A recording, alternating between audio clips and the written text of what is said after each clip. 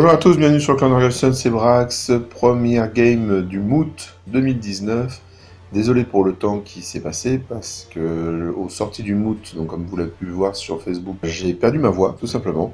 J'ai une extinction de voix et elle a mis pas mal de temps à revenir pour être assez audible pour une vidéo internet. Et puis après j'étais en vacances, donc très vite un mois est donc passé. Donc on est reparti pour les rapport de bataille. Heureusement, les collègues des autres chaînes vous ont pas mal gâté. Donc, on est contre un ogre. C'est Marski qui m'a défié dès le début des inscriptions pour le Moot. Et donc, j'ai bien sûr accepté avec grand joie. Il joue un chaman qui sera général, wizard adepte du Moot, Troll Eater, Rod of Battle, le Ritual Bloodletter, Light Armor et Iron Fist. Donc le Ritual Bloodletter, il me semble que ça lui permet de récupérer des Devil Tokens quand il fait des blessures. Le Rod of Battle, c'est la baguette qui permet d'avoir un bounce spell qui donne plus 1 pour toucher. C'est un sort que je trouve extrêmement intéressant, un objet à 50 points qu'on voit pas si souvent que ça, et qui pourtant, dans certaines armées, me semble serait plus qu'efficace. Donc voilà, donc, pas mal de le voir ici. Et puis donc adepte du Moot. J'aurais pas à gérer le 6ème sort du Moot qui est infâme, mais au moins il aura quelques petits sorts, notamment le boost d'endu. On enchaîne avec un Wizard Master du chamanisme, Gut War, Binding Scroll et Magical Heirloom. Donc lui il va avoir ses 5 sorts. Et il aura le Binding Scroll qui va être un petit peu embêtant sur mes bound spells, mais c'est moins impactant, on va dire, que face à un sorcier qui n'aurait que 4 sorts, et sans répétable. Un Can Bisbee Cult Leader, Breath of Ogre Pistols, Viper's Curse, qui lui permet d'avoir donc 4 tirs qui touchent sur 4+, tout le temps, et qui sont empoisonnés. Heavy Armor et Carcadans Resilience. Nous avons en base 2x8 Travisman, l'un avec l'état-major complet Iron Fist et Skull of Kenget, et l'autre juste avec le musicien et le standard Iron Fist et Banner of Discipline, donc pour accueillir le général dans des petits chaussons sympathiques. Et enfin 4 Travisman avec musicien, parfait pour les scénarios. 6 mercenaires et veterans, état-major complet, Brace of Ogre Pistols, Accurate et Poison pour les capacités, et avec la bannière of the Genget, qui leur permet d'avoir la relance des 1 pour toucher blessé et en sauvegarde. Un Sabbath of Tiger pour la redirection, 2 fois 2 Yeti, 2 Scratapultes qui vont bien m'embêter avec mes packs, un Rokorok et un Frost Mammoth. Donc une liste assez sympa que on avait déjà vu sur la chaîne, puisque Marski a une chaîne YouTube du même nom, que je vous invite à aller voir si ce n'est pas déjà le cas. Et du coup, j'avais vu que déjà il n'y aurait pas de Rokorok, donc un Rokorok je peux le tanker parce que la plupart de mes packs le tuent en un tour en fait, le Rokorok. Si j'ai les deux en même temps, c'est un peu plus dur. Là, il n'y en a qu'un seul, donc très bien. Le Frost Mammoth, je sais qu'il est embêtant, mais en même temps, je ne joue pas franchement sur mon initiative, à part avec le roi, qui peut avoir une agilité 5 en charge, donc il pourrait permettre de taper avant les mercenaires et vétérans, ce genre de choses. Bon, là, ce sera pas le cas si je suis dans les rayons du Frost Mammoth. Il ne faut pas oublier que le Frost Mammoth a un sort également, un sort du chamanisme, mais qui n'a pas d'intérêt contre moi, puisque c'est le Chilling Hall, donc qui donne un -1 pour blesser au tir, donc oui, il pourra viser mes mineurs ou un de mes bombers, écoute, si tu lances un sort là-dessus, pourquoi pas, moi ça me va, ça fait des dés de puissance en face en moins. Donc le reste de l'armée, en fait, ne me fait pas spécialement peur, je connais mal les mercenaires et vétérans. Bon, à voir, les persos sont pas mal, donc à voir comment ça va se passer, mais en règle générale, moi l'ogre, j'aime plutôt bien cet affrontement, sachant que Marski a longtemps hésité entre les Demon Jun, les Highborn Elf et les ogres Khan, et dans les trois, l'ogre Khan, on va dire, est ma préférence pour ce qui est de l'affrontement. Les caractéristiques justement de notre affrontement, le déploiement, ce sera du Front Clan Clash, le scénario Breakthrough, nous sommes sur la table 1, je rappelle que les scénarios et les déploiements étaient déterminés par l'équipe organisatrice à chaque ronde, et ce, après les Triskel. Bon, évidemment, il n'y a pas de Triskel au premier tour. Au niveau magie, alors pareil, là, j'avais accès aux 3 runes du Moot, qui sont vraiment pas mal. Le truc, c'est que contre un ogre, j'ai préféré rester classique. Comme je l'ai dit, je connais bien le match-up, même si je connais pas très bien l'armée, la liste particulière de Marski. Je connais plutôt bien le match-up Ogre, pour en avoir fait pas mal.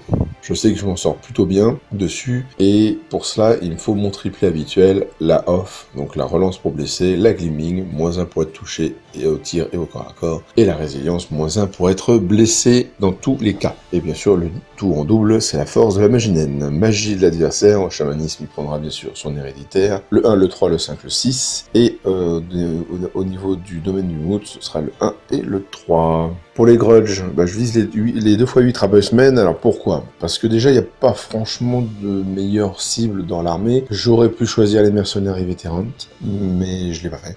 J'aurais dû, je pense, au final. Mais là, il me fallait quand même mettre les 2x8 Tribesmen, parce qu'il est clair que je vais aller au contact de ces unités pour aller prendre les points, et surtout pour prendre les persos qui sont dedans. Et ces gars-là ont la parade. Et moi, toucher à 4, c'est pas possible. Donc il faut que je touche à 4 reroll pour essayer d'enfoncer le clou dès le premier tour, puisque je n'ai pas pris de relance pour toucher en sort. Et puis je choisis le Rock Rock, toujours la même histoire avec les monstres. L'idée c'est d'essayer de le one-shot en maximisant le nombre de touches pour fiabiliser les blessures derrière. C'est, je pense, là, la petite erreur, j'aurais dû mettre les vétérans à la place du Rock Rock, mais bon. Je m'estime sur un 15-5. Pourquoi 15-5? Parce que je pense que je vais avoir l'avantage large sur les prises de points, parce qu'il va avoir du mal à prendre des points.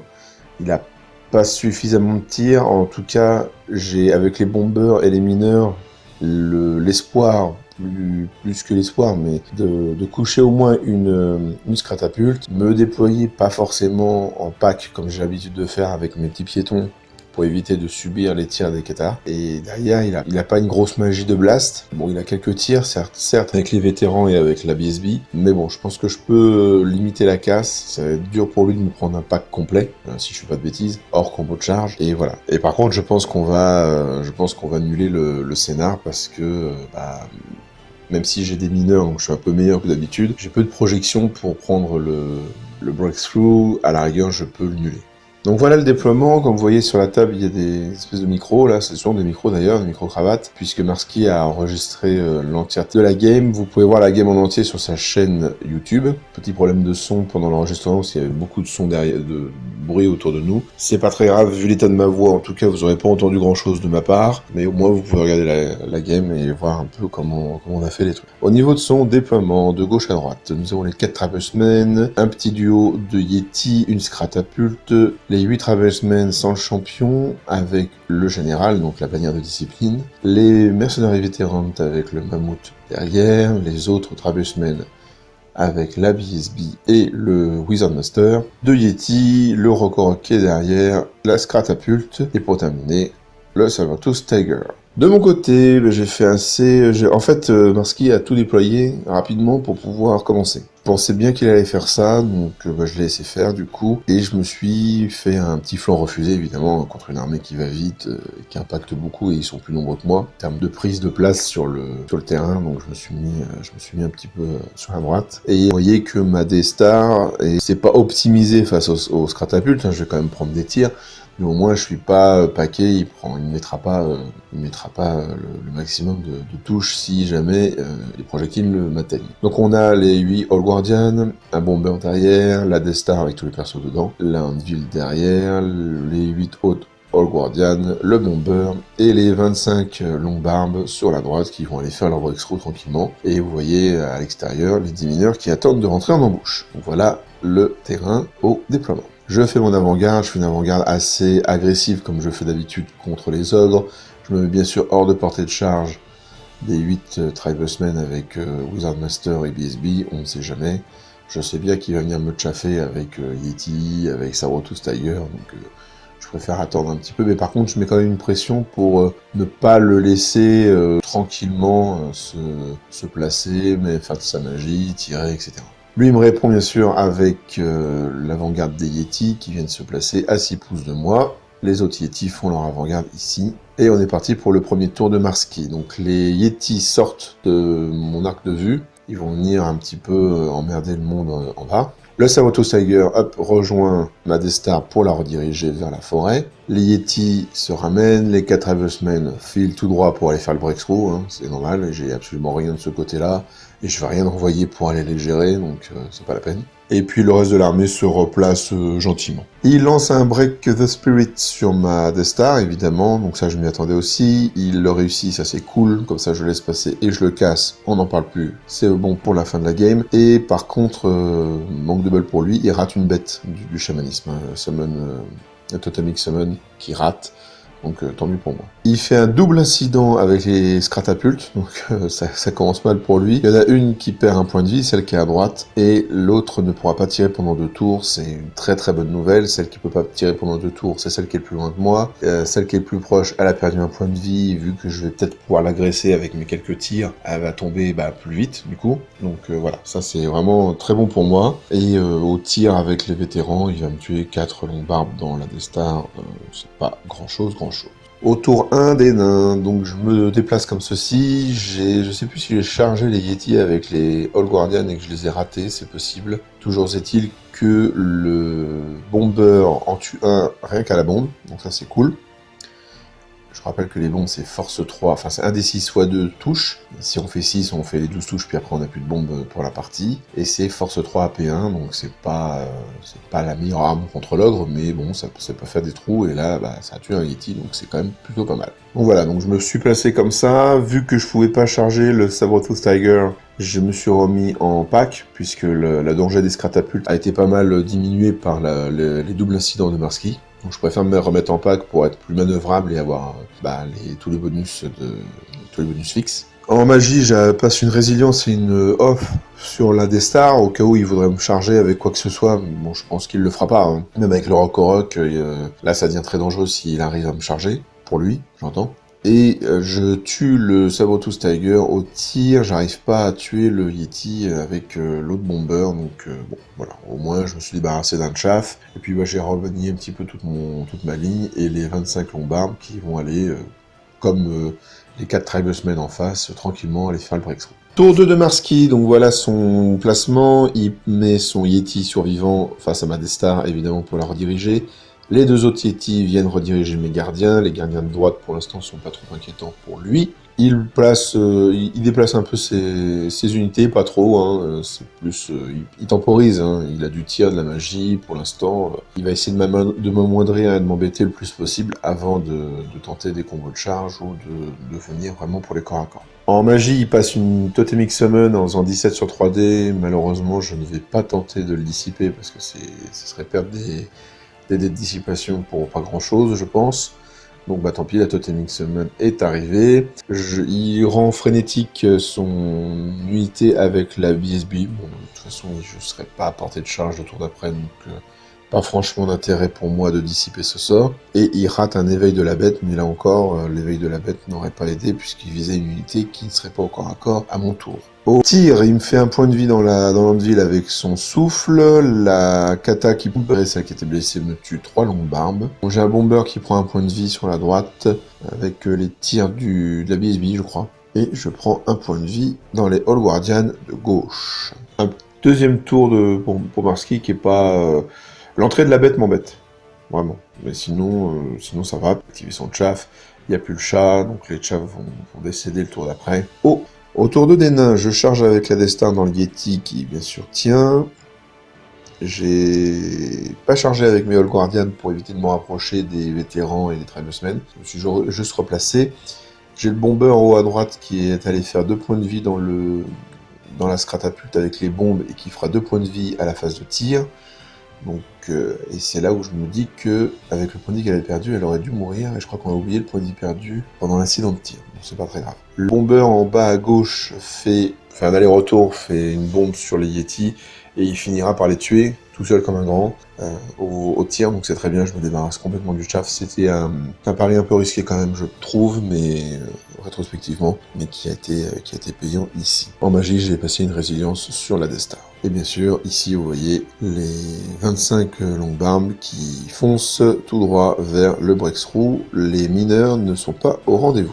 Au tour 3 de Marsky. Il lance une double charge dans les All Guardian avec son unité avec la BSB et avec le Rock. Il n'y a que le Rock qui arrive. Bon, c'est vrai que ça aurait pu faire mal, mais avec le Standard of the Hold, la relance du ma BSB proche, je pense que j'aurais pu tenir et puis j'aurais pu faire bien mal quand même dans les unités, et après j'aurais eu la Death Star en contre-charge de flanc. Bon, voilà. Mais après, je suis assez content qu'il n'y ait que le Rock, parce que je sais que le Rock contre 8 Old Guardian, normalement, il s'en sort pas vivant. Et bien sûr, il y a la bête qui impacte mon Anvil. Et voilà comment on se retrouve. À son tour 2, il va encore faire quelques mouvements avec le reste de son armée, mais rien de significatif. En magie, il va rendre frénétique son pack avec la grande bannière, donc là par contre ça a plus de sens, étant donné que c'est a priori ce que je vais charger à mon tour 3. Disciple l'héréditaire, il lançait l'héréditaire sur son pack aussi avec la GB, il me semble, qu'il n'a pas voulu protéger son masto. Et par contre il passe plus 2 en résilience, donc le sort du moot, sur le pack du général,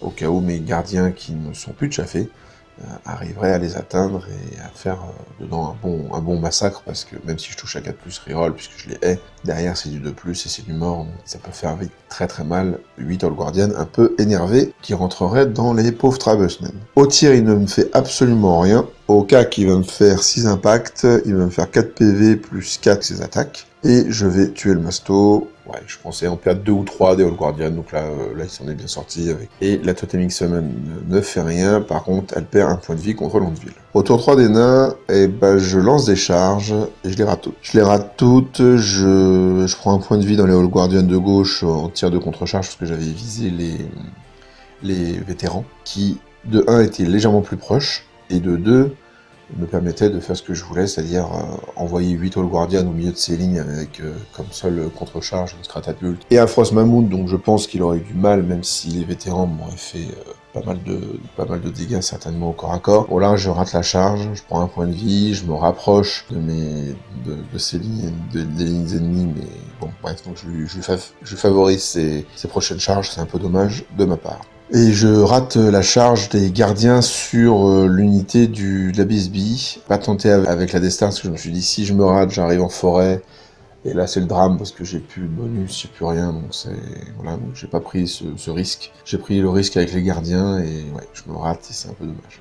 Donc, évidemment, j'active mon chaff, mon tour. J'envoie le bomber de gauche, il va faire 2 points de vie dans les vétérans, et puis il va rediriger les 2 unités. Donc ça c'est cool, c'est un truc qu'on m'a fait souvent, parce que moi j'aime bien jouer paquet avec mes gros packs justement, donc voilà, quand vous avez 2 packs qui sont proches, un chaff peut suffire pour 2 unités, donc il faut en profiter quand c'est comme ça. Et je claque la Relentless Company pour placer ma Death Star devant mes gardiens qui ont raté leur charge, et pour venir vraiment juste devant l'unité où il y a la BSB et le Wizard Master. J'ai certes une Scratapulte de flanc qui peut venir, mais il lui reste un point de vie, donc je risque pas grand chose. Je risque de me prendre des impacts, certes, mais bon, on peut pas tout avoir dans la vie. Et je protège un peu mes gardiens d'une charge un peu dangereuse.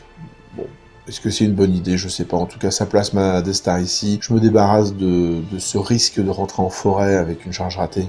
M'a suffisamment été fatal dans les parties précédentes pour m'avoir un peu vacciné sur ce genre de décor et ce genre d'erreur. Les 25 longues barbes qui commencent à faire le contour de la maison, parce que j'ai l'impression que je vais avoir plus besoin que pour faire le breakthrough, je vais peut-être en avoir besoin pour venir un petit peu enfoncer un flanc ou quoi, donc il commence à faire le tour. En magie, Marski va utiliser son parchemin d'entrave, son banning scroll, sur une résilience, il va dissiper l'autre évidemment. Donc je vais passer quand même une off et une gleaming sur ma Death Star, donc j'ai un -1 pour être touché au tir au corps à corps, je relance pour blesser, l'unité qui peut me charger principale, j'aurai la relance pour toucher également, donc à lui de voir s'il veut me charger ou pas, et en même temps, est-ce qu'il a vraiment d'autres choix que de me charger, on verra ça à son tour d'après. Tir, je fais pas grand chose, et au corps à corps, je prends 2 points de vie dans avec la Totemic Summon dans l'Anvil.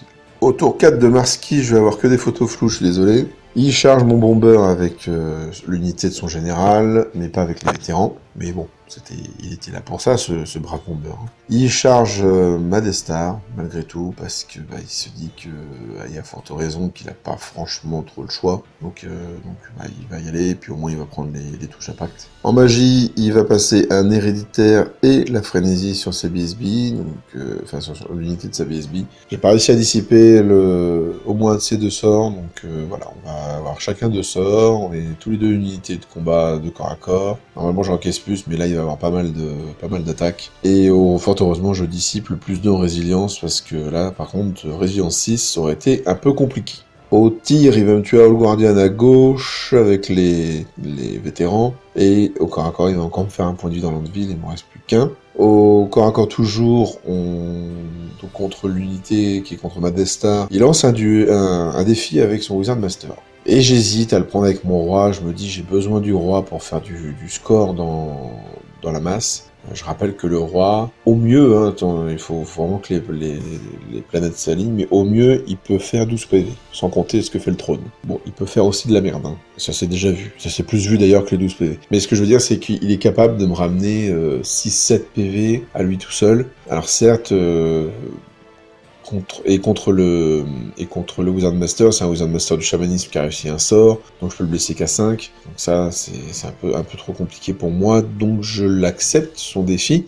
Mais au lieu d'envoyer basiquement mon champion, j'envoie mon Runic Smith. Parce que je me dis, certes c'est un perso ogre, mais c'est qu'un chaman. J'ai moins un point de toucher avec la para, donc il va me toucher à 5. Bon, il va pas me faire grand chose, et comme ça je planque mon Runic Smith pour éviter qu'il se fasse défoncer par les ogres. Sauf que j'oublie un truc assez basique, hein, c'est que il fait des touches d'impact dans le défi, et qu'il va piétiner après. Donc en fait ça fait pas mal de touches automatiques où la Gleaming en fait il s'en fiche. Bon, après j'ai une bonne sauvegarde, mais c'était pas forcément le meilleur des calculs. Aux touches d'impact, il va me faire un point de vie dans le Runic Smith, il va me tuer 2 longues barbes, donc je m'en sors super bien. Au corps à corps, vrai corps à corps on va dire, il va me faire 8 longues barbes, je vais lui faire 9 points de vie dans les ogres, et je gagne de 2, mais ça reste là. Donc voilà, vous voyez, j'ai pas fait grand chose avec mon roi dans cette unité, je suis un petit peu déçu.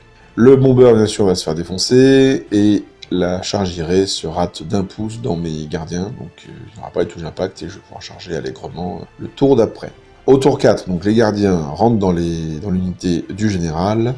J'ai des photos monstrueusement floues. Les mineurs arrivent, ça y est, ils arrivent, donc je les mets comme dans le plan sur le flanc du Frost Mammoth. Les 25 longues barbes font le tour et commencent à se ramener vers les réjouissances. Et on va rester sur cette photo qui est malheureusement le moins floue. Les Tribesmen n'avaient pas tué mon Giro, pardon, je me suis trompé, ils ne l'ont pas tué. Il a fui et il est passé au-dessus de mes gardiens, donc en fait je le rallie. Donc ça c'est plutôt chouette, je récupère un chaff et un tireur. Le bomber tout en haut va faire 2 points de vie à la bombe dans le mammouth. En magie, je vais passer une Gleaming et une off sur une Gleaming sur la Death Star et une off sur les All Guardians qui sont contre l'unité du général. Au tir, je fais 2 points de vie dans le mammouth. Au corps à corps, le Runic Smith va se faire tuer par son homologue ogre. Je vais perdre 3 longues barbes de plus. Et je vais faire vraiment pas grand chose dans son unité. Ça, c'est le drame contre le All Guardian, je tue 5 ogres, alors là par contre ils se déchaînent le All Guardian entre la relance pour toucher et la relance pour blesser, c'est un massacre. Je crois que je perds qu'un point de vie. Il fuit mais je ne le rattrape pas. Et l'Anvil se fait tuer par la Totemic Summon. Au tour 5 de Marski, on se retrouve avec une charge des Mercenary Veterans sur mes All Guardians, un ralliement de l'unité avec le général, donc pour ma grande peine qui se redirige comme ceci. La Totemic Summon qui vient se balader pour faire chier mon arrière-garde, mais bon normalement on est au 5ème tour, on est un peu loin pour faire quoi que ce soit, on ne sait jamais certes, et on se retrouve dans un beau gros bordel qui est comme ceci. Voilà, donc c'est comme ça, le Frost Mammoth s'est retourné en se mettant le plus loin possible des mineurs pour éviter de se prendre une charge et pour faire son aura sur la plupart des combats, quoiqu'elle n'est pas vraiment efficace à part contre mon roi, je crois, en termes d'initiative. Donc toujours à son tour 5, il va repasser une frénésie sur le pack de la GB. J'avoue que c'est un peu le sort que je laisse passer parce que j'ai pas trop le choix au bout d'un moment de laisser passer des sorts. Et je dissipe le +2 en résilience. Au tir, il me fait un beau tir sur mon Giro qui va décéder. Au combat, je vais perdre 4 longues barbes, mais je vais faire 8 points de vie dans les ogres. Donc je vais gagner le combat, je vais le poursuivre et le rattraper et le détruire. Donc ça c'est plutôt cool, et j'impacte le mammouth. Donc voilà, je me retrouve comme ça. Donc ça c'est vraiment... Vous voyez, il me reste plus grand monde, hein, mais bon, il y a quand même le principal, le roi. J'ai perdu toute ma magie le même tour, donc j'aurais plus de magie à partir de mon 5ème tour, mais bon. Et j'ai pas de photo, mais par contre les vétérans assassinent complètement mon unité de gardien, il me massacre, il fait des bon jet, mais c'est pas l'horreur, hein. C'est juste que j'ai extrêmement sous-estimé les mercenaries vétérans qui me découpent en rondelles, quoi. C'est l'horreur, c'est vraiment l'horreur. Et en plus, j'ai pas de haine, donc... Alors, je sais plus comment ça se passe, je crois que je fuis. Donc en fait, il me reste que mon champion qui va fuir, mais il va pas me poursuivre avec les vétérans, il va se retourner, enfin se réfréner pour rester un petit peu dans le game. À mon tour 5, je vais donc... j'envoie les All Guardians là sur la droite. Parce que j'avoue que je suis un petit peu dépité par la perte de mes All Guardians au centre contre les vétérans. Fort heureusement, j'ai mon bomber qui s'était rallié tout à l'heure qui vient les chaffer. J'avoue que je comprends pas pourquoi il s'est pas reformé face à mon roi. Alors, il me semble qu'on avait fait le combat avec les vétérans en premier, donc il savait pas que j'allais tuer ces ogres, les poursuivre, les rattraper et impacter le Frost Mammouth. Je crois que c'est pour ça. Je crois que c'est pour ça que ça s'est joué comme ça. Il faudra voir sur sa chaîne, puisque vous l'avez en entier, la partie. Les longues barbes se ramènent, les mineurs ont chargé la scratapulte, et oui, donc les All Guardians de droite, je leur fais faire le breakthrough, parce que tout simplement, j'occulte dans mon calcul que les mineurs sont scoring. Et du coup, j'ai déjà 2 unités, parce qu'il faut pas oublier qu'il y a les 4 Tribesmen de l'autre côté qui font le breakthrough. Donc pour l'instant, on va dire que les 4 Tribesmen et les 25 longues barbes qui sont là-haut, se nuls. Donc, lui, il va avoir du mal à envoyer une unité scoring pour faire une deuxième. Donc moi, il m'en faut une deuxième assurée. Bon, donc j'envoie les All Guardians en me disant que, vu ce qu'ils ont fait les mercenaires vétérans sur la première unité, je vais éviter de perdre la deuxième, de la même façon. Donc je vais le rediriger, il fera plus rien, là il y a son tour 6 et puis c'est terminé. Donc voilà, c'est ce choix que je fais. Est-ce que j'aurais pas dû les ramener ici en me disant que le breakthrough était assuré pour essayer de faire une combo de charge après, parce que le Frost Mammouth a priori il va décéder, sauf si le roi se foire, mais bon, je sais pas. Je pense pas que c'était une bonne idée, mais à partir du moment où j'ai commencé à faire le breakthrough ici, à mon tour 6 je vais pas faire autre chose, quoi. Donc, là c'est... Il a amorcé le breakthrough, les All Guardians qui sont ici ne serviront plus à rien. Donc pas de magie, pas de tir, puisque si je tire dans les mercenaires vétérans, mais je fais rien avec mon pauvre bomber. Au corps à corps, je tue le mammouth et je tue la scrata, les ogres avec le général fuient, rate leur test de panique. D'ailleurs, ils étaient avec la bannière de discipline, donc je crois qu'il n'y avait pas de test à faire au final, en y repensant bien. Et on se retrouve comme ça, donc vous voyez, j'ai ma petite unité qui me reste de la Death Star qui regarde le flanc des vétérans, qui sont redirigés par le bomber, et c'est là où je me dis que les 8 All Guardians auraient pu permettre de faire une combo de charge au niveau 6, au tour 6, pour essayer de prendre cette unité. Bon ce sera pas le cas. Les mineurs ont poursuivi la Scrata, non, ils ont fait une charge irrée dans l'idée de pouvoir rattraper potentiellement, vu que je sais que les All Guardians vont faire le breakthrough, je libère les mineurs pour aller peut-être prendre les points de cette petite unité d'ogre. Donc le tour 6 va être assez rapide, puisqu'il n'y a plus grand chose à faire pour lui. Non, il ne va pas rallier ses ogres. Ils vont continuer à fuir, mais ils vont se retrouver hors de portée de charge pour moi de tout. On aurait quand même la moitié des points du général, la moitié des points du pack, donc ça c'est assez chouette. Et il redirige ses vétérans, alors de façon très étonnante, en rang sur 2, parce qu'il n'a pas trop le choix à cause de la présence du bomber, et face à la Death Star, en fait. Et donc, il me tire dessus, il va me tuer quelques longues barbes, mais donc ça lui permet de prendre la moitié du pack. En soi, pas déconnant. À mon tour 6, là je vous ai fait la photo, mais c'est pas totalement comme ça que ça se passe. Je déclare une charge sur les mercenaires et vétérans, et vu que Marsky ne sait pas quoi faire, de son propre aveu, il lance un dé, et en gros, sur 4+, il la fuit, et sur 1, 2, 3, il la tient, et en fait, il va la fuir. Donc en fait, j'ai pas de photo, mais les mercenaires et vétérans vont fuir de façon à ce que je ne puisse pas les rattraper avec ma charge. Et vu qu'on est à son tour 6, vu qu'on est au tour 6, il n'y aura pas de ralliement possible, donc je prendrai la moitié des mercenaires et vétérans. Ce qui, en ce qui me concerne, me va très bien, parce que normalement je les tue, mais vous voyez qu'il me reste vraiment peu de monde dans cette Death Star, qu'il n'en ait pas eu vraiment une. Et si jamais les mercenaires et vétérans font du score, je risque en fait j'ai longuement hésité avant de charger, hein. Franchement, je me suis dit, en tour 6, il se passe plus rien, on peut rester comme ça. Bon Marsky avait les mêmes doutes que moi, donc il a laissé parler les dés ont décidé qu'ils fuiraient, donc j'ai 2 unités en fuite qui coûtent très cher, donc je prends la moitié des points, ce qui est quand même pas mal du tout, et surtout que je perds plus rien pour cette partie qui était fort sympathique. On compte les points, je suis en avance puisque j'ai un 15-5 juste à la bâche. J'ai évidemment l'objectif, grâce au Guardian forcément, hein, du coup, hein, parce que vu que j'ai pu libérer les mineurs, mais quelque part, c'est pas forcément une mauvaise chose d'avoir fait le breakthrough avec les Old Guardian. Ça me l'assurait dans mes choix, comme ça je pouvais faire un peu ce que je voulais. J'étais sûr de... J'avais pas besoin même d'utiliser le reste de la D-Star pour aller faire le breakthrough. Et puis en plus, imaginons que les mineurs contre la Scrata ne la tuent pas, elle fuit, ils n'arrivent pas à se réfréner, ils la poursuivent. Et ben j'aurais peut-être eu du mal à revenir pour faire le breakthrough avec eux. Donc finalement on est bien.